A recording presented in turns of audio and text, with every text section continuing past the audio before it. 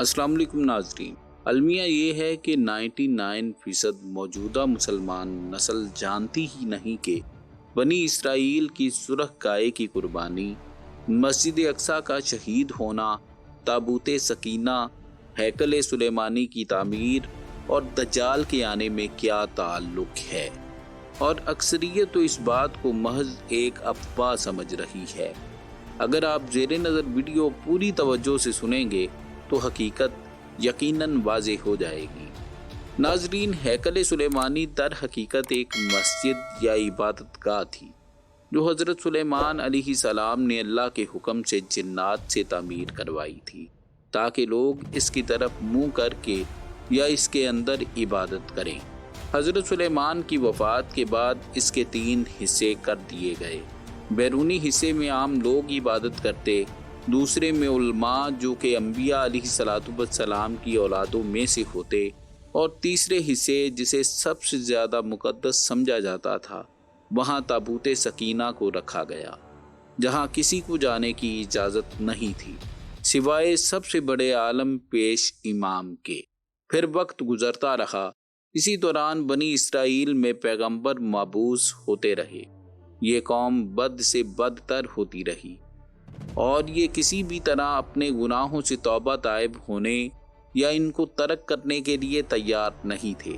یہ ایک جانب عبادتیں کیا کرتے اور دوسری جانب اللہ کے احکام کی صریح خلاف ورزی بھی کرتے رہے۔ ان کی اس دوگلی روش سے اللہ پاک ناراض ہو گئے۔ ان کے پاس ایک بہت بڑی تعداد میں انبیاء بھی بھیجے گئے، لیکن یہ قوم سدھرنے کو تیار نہ تھی، حتیٰ کہ ان کی شکلیں تبدیل کر کے بندر اور سور تک بنا دی گئیں، لیکن یہ اپنے گناہوں سے باز نہ آئے۔ تب اللہ تعالیٰ نے ان پر لعنت کر دی۔ ہیکل سلیمانی کو 2 مرتبہ مختلف بادشاہوں کے ہاتھوں منہدم کیا گیا، جس کی اب ایک دیوار بچی ہے جسے دیوار گریہ کہتے ہیں، جہاں یہ یہودی جا کر آہوزاری عبادت کرتے ہیں۔ روایات کے مطابق یہ تابوت جس لکڑی سے تیار کیا گیا تھا اسے شمشاد کہتے ہیں، جسے جنت سے حضرت آدم علیہ السلام کے پاس بھیجا گیا تھا۔ یہ تابوت نسل در نسل انبیاء سے ہوتا ہوا حضرت موسیٰ علیہ السلام تک پہنچا تھا۔ اس مقدس صندوق میں حضرت موسیٰ علیہ السلام کا عصا، من و سلوہ اور دیگر انبیاء کی یادگاریں تھیں۔ یہودی اس تابوت کی برکت سے ہر مصیبت و پریشانی کا حل لیا کرتے تھے۔ مختلف اقوام کے ساتھ جنگوں کے دوران اس صندوق کو لشکر کے آگے رکھا کرتے، اس کی برکت سے دشمن پر فتح پایا کرتے۔ 587 قبل مسیح میں بخت نصر نے ہیکل تباہ کر کے تابوت سکینہ کی شدید بے حرمتی کی اور اسے کہیں پھینک دیا۔ کچھ لوگوں کا کہنا ہے کہ اس مقدس صندوق کی مزید توہین سے بچانے کے لیے اسے اللہ پاک کے حکم سے کسی محفوظ مقام پر معجزانہ طور پر چھپا دیا گیا، جس کا کسی انسان کو علم نہیں، لیکن اب یہودی اس کی تلاش میں پورے کرۂ ارض کو کھود ڈالنا چاہتے ہیں۔ کچھ عرصہ بعد حضرت عیسیٰ علیہ السلام کا ظہور ہوا۔ اللہ کے اس رسول پر ایک بار پھر یہودیوں نے حسب معمول مظالم کے پہاڑ توڑنے شروع کر دیے۔ حضرت عیسیٰ علیہ السلام کے مصلوب ہونے کا واقعہ پیش آیا۔ آپ کے مصلوب ہونے کے 80 سال بعد ایک بار پھر یہودیوں پر اللہ تعالیٰ کا عذاب نازل ہوا۔ اس بار اس عذاب کا نام ٹائٹس تھا۔ یہ رومی جرنیل بابل کے بادشاہ بخت نصر سے بھی زیادہ ظالم ثابت ہوا۔ اس نے ایک دن میں لاکھوں یہودیوں کو تہہ تیگ کر دیا۔ اس نے ہیروڈس کے بنائے ہوئے عظیم الشان ہیکل کی اینٹ سے اینٹ بجا دی، جس کے بعد یہودی پوری دنیا میں رسوا و ذلیل ہو کر رہ گئے، لیکن اپنی ازلی فطرت سے باز نہ آنے کی وجہ سے اب یہ مزید گری ہوئی حرکتوں پر اتر آئے ہیں جو جانور سے بھی بدتر ہیں۔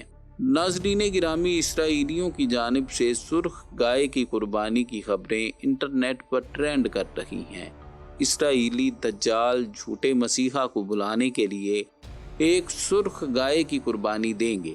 اس کے کچھ وقت کے بعد وہاں 3rd ٹیمپل ہیکل سلیمانی کو تیسری مرتبہ مسجد اقصیٰ کو شہید کر کے تعمیر کیا جائے گا۔ سرخ گائے کی قربانی یہودی روایات میں ایک اہم رسم ہے۔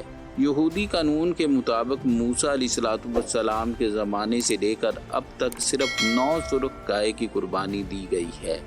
یہ قربانی صدیوں پر محیط ہوئی۔ 10ویں سرخ گائے کا یہودی روایات کے مطابق انتظار کیا جاتا ہے اور خیال کیا جاتا ہے کہ یہ یروشلم میں تیسرے ہیکل کی دوبارہ تعمیر سے منسلک پاکیزگی کی رسومات کے لیے ضروری ہے۔ ناظرین گرامی، اب سوال پیدا ہوتا ہے کہ وہ ایسا کیوں کر رہے ہیں؟ یہ قربانی 2000 سال کے بعد ہو رہی ہے۔ بنیادی طور پر جب یہودی مقدس ہیکل کی تعمیر کرتے ہیں تو وہ تعمیر کے آلات کو پاک کرنے کے لیے سرخ گائے کی راکھ کا استعمال کرتے ہیں۔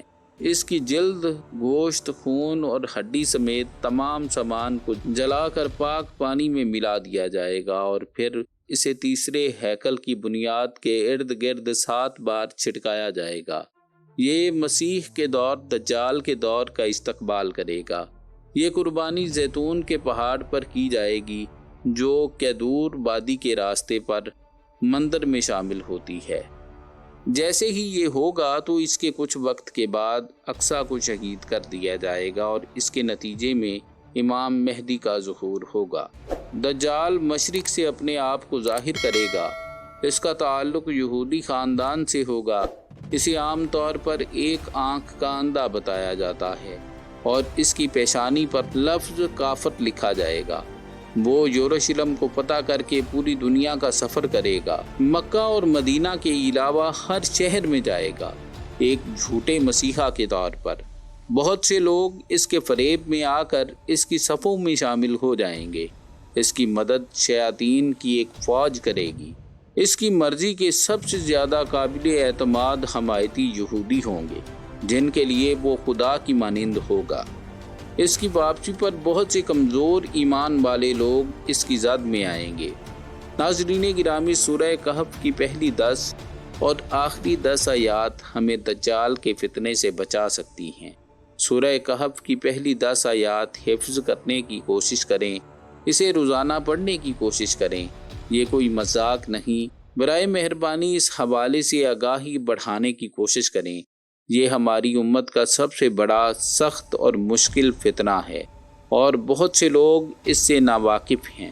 براہ کرم اس کے بارے میں جانیں اور اپنا ایمان بنانے کی کوشش کریں، کیونکہ دجال ہمارے ایمان سے کھیلنے والا ہے۔ اللہ پاک مسجد اقصیٰ اور فلسطین کے مسلمانوں کی مدد فرمائے۔ اللہ ہم سب مسلمانوں میں اتحاد قائم کرے اور اپنے حفظ و امان میں رکھے۔